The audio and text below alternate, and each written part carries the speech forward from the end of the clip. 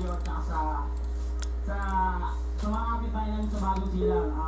Kukunin na po yung pagkakataon ng pasalamat sa inutangan ko kahapon ng pamasahe sa region. Saka ngayon kanina po para dito sa amin namin. Kaya nga pala kay Geraldine Tutillas, branch manager ng isang punerarya. Ipapasalamat ako sa pagiging kaibigan mo sa akin kasi kahit ano lapit ko sa'yo, gaano mga lang hihingi ko sa'yo, binibigay mo sa akin. Kahit yung discount ng tatay ko. Maraming salamat.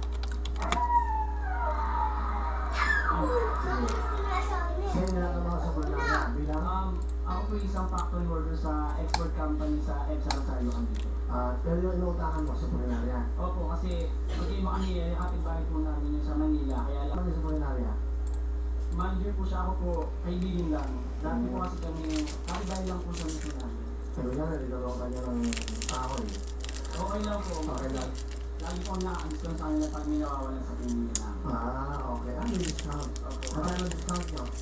Depende po kasi nasa ano naman po nila yun, nasa puso nila kung paano po nila yun. Magkano yung yung binili? Yung sa tatay ko po na talagang walang-wala kami, hanggang ngayon hindi namin malakad yung huling papel, kaya sumali ako. Ang nabigay nila sa akin almost kalahati na.